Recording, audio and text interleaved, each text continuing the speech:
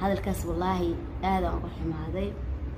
قفنا لما شير جرينين صوته شقف ولا شير جرين محيط قف كسويجا حناجي هبين يوصل عليه والله إنا بين دي شيء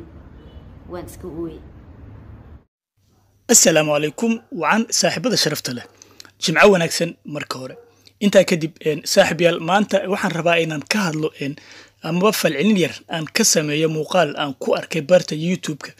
إن مقال كاس واحد سوق لي إن جبر سومالية أهنا فنانات أو لقوا مجعبو قالي لذن سيدات إن مقال كهرعي سبا كاركتين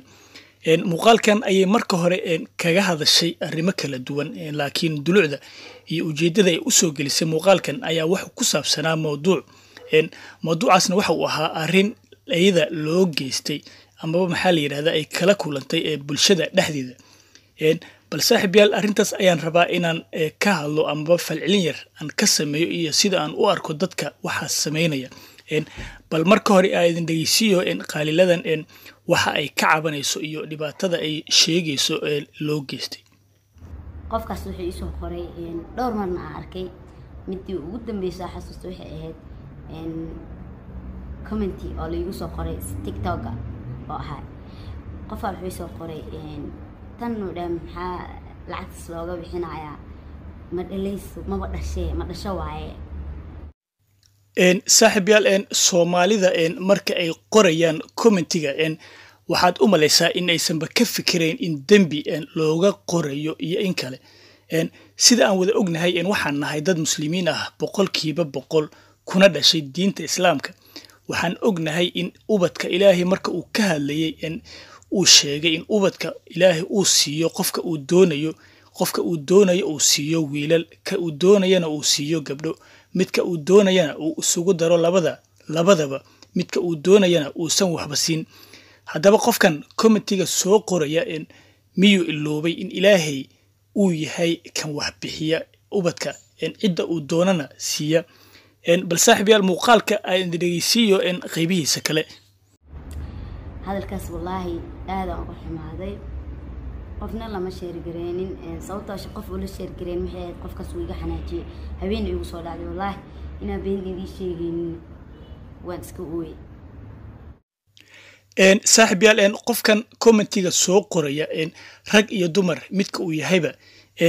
ma wuxuu haystaa ballanqaad ah in asaga Ilaahay ubad uu siinayo hadii hore loo siiyay xitaa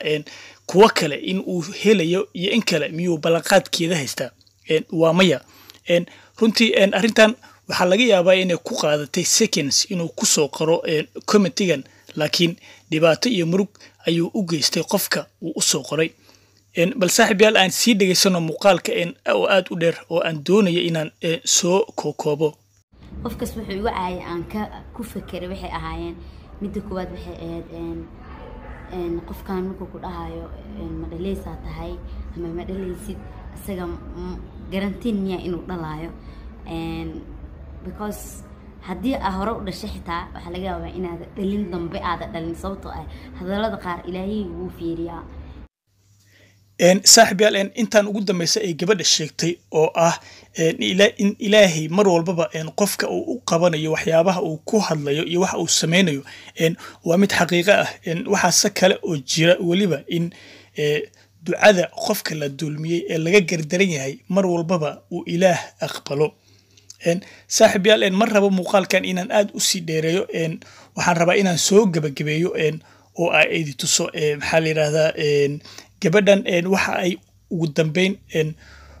u sheegtay qofka waxaan u soo qoraya kadibna waxaan rabaa inaan idin tuso commentiyada dadka qaar ay ka dhiibteen muuqaalkan oo halkan aan ayagana idinkugu soo gudbin doono jeclahay qofkaasna hal la gaarsiin haduu hal qof ahaa iyo haduu ahaa dhowr qofood iyo qof waxa laga yaabaa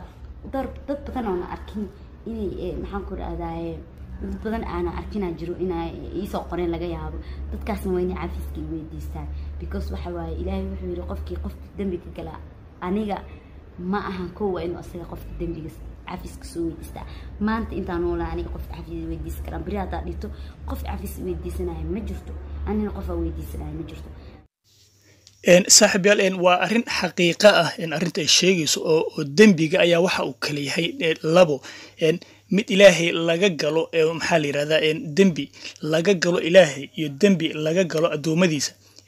kan adoomada aad ka gasho mar walba waxaad u baahan tahay in ayaga aad cafis weydiisato midka ah ilaah ka gashana asaga ayaa ka cafinaya haddii uu doonana kugu ciqaabaya saaxiibayaal intaa kadib waxaan rabaa inaan idin tuso dadka qaar commentiyada ay ka soo bixiyeen muuqaalkan oo runtii ah muuqaal laga calol xumaaday commentiyada dadka qaar ayaa waxay ahaayeen sidan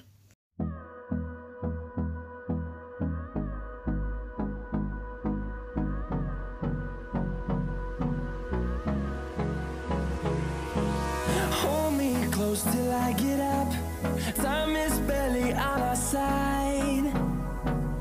I don't wanna waste what's left. The storms we chase are leading us, and love is all we'll ever trust. Yeah, no, I don't wanna waste what's left. And on we'll go, through the wastelands, through the highways, till my shadow turns to sun rays.